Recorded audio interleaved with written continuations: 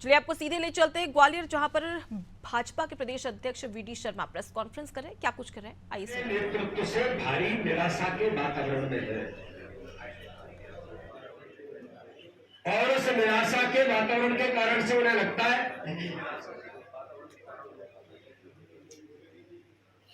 कि भारतीय जनता पार्टी की सरकार बन रही है, मोदी जी का नेतृत्व है, इसलिए उनके नेतृत्व के हालात जो बने हैं तो उनके निराशा के इस वातावरण के कारण से वोट डालना भी उन्होंने उचित नहीं समझा है। मैं अपनी लोकसभा का उदाहरण देना चाहता हूं कि पिछली बार मेरे खिलाफ जो लोकसभा की प्रत्याशी थी उनने भी वोट नहीं डाला, ऑन रिकॉर्ड कह रहा हूं। हालात ये बन गए कि कार्यकर्ता और नेता तो निराशा में है ही, जिन्हें प्रत्याशी बनाया है वो भी मैदान छोड़ करके भाग गए, चाहे वो इंदौर के प्रत्याशी होंगे या फिर अभी मैं समाचार पत्रों में पढ़ रहा था उड़ीसा के पुरी के प्रत्याशी ने मना कर दिया कि हम चुनाव। तो कांग्रेस घोर निराशा के वातावरण में है, लेकिन भारतीय जनता पार्टी ने, हम सब लोगों ने, आप सबने भी, समाज के सभी वर्गों ने अपील की है कि ज्यादा से ज्यादा मतदान हो इस लोकतंत्र के महापर्व में। तो भारतीय जनता पार्टी ने पिछले 2 चरणों को देखकर हम और अधिक ताकत के साथ ज्यादा से ज्यादा मतदान कराने के प्रयास, प्रत्येक बूथ पर घर घर से मतदाता निकले, ये प्रयास भारतीय जनता पार्टी भी कर रही है। दूसरा, इस चुनाव के अंदर मैं जो कहना चाहता हूं कि ये चुनाव देश के अंदर माननीय प्रधानमंत्री नरेंद्र मोदी को तीसरी बार प्रधानमंत्री बनाने के संकल्प का चुनाव है। ये चुनाव मात्र प्रत्याशियों तक सीमित नहीं है, ये चुनाव 2047 के विकसित भारत के संकल्प का चुनाव है। ये चुनाव प्रधानमंत्री नरेंद्र मोदी जी के नेतृत्व में विकास और गरीब कल्याण, जो 10 वर्षों के अंदर हर गरीब के जीवन में खुशी लाने का काम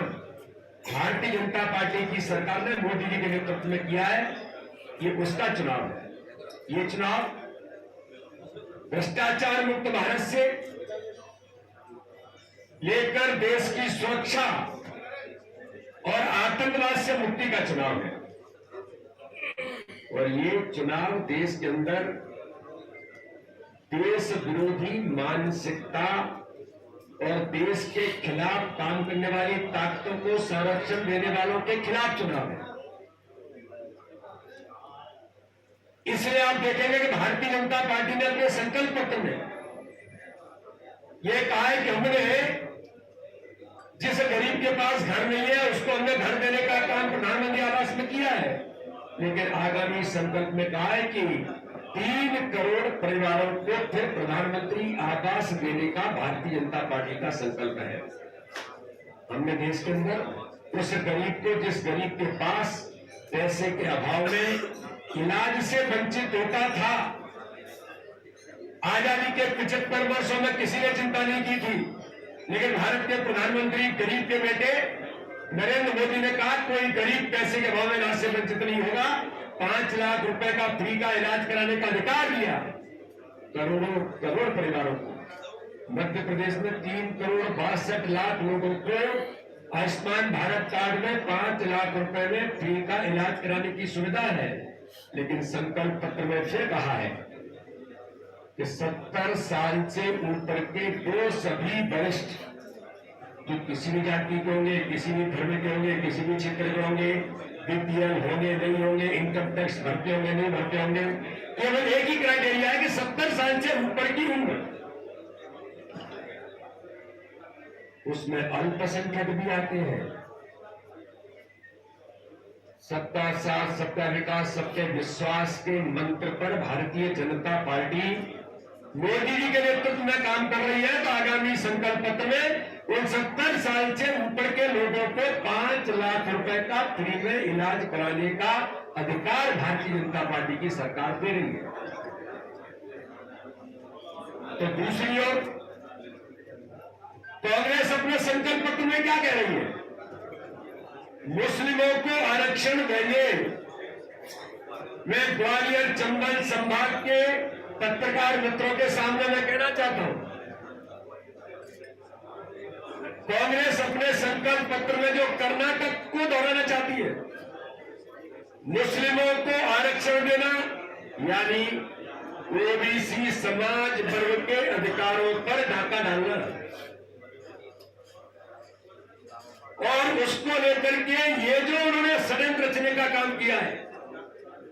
मोदी जी की गारंटी है इस प्रकार का ओबीसी एससी एसटी हमारे भाई और बंधु इनके आरक्षण पर किसी प्रकार का डाका मुस्लिमों के आरक्षण के लिए नहीं डालने दिया जाएगा। कांग्रेस की यह मंशा है। आज ही समाचार आ रहा है, मीडिया के मित्रों को जानकारी में आया होगा, रोहित वेमुला को लेकर के कांग्रेस और राहुल गांधी ने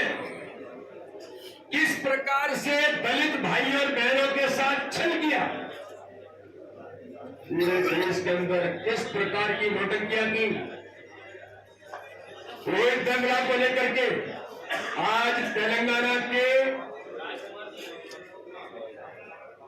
पुलिस ने उसको लेकर के जारी किया है कि वो अनुसूचित जाति का व्यक्ति रोहित वेमुला था ही नहीं।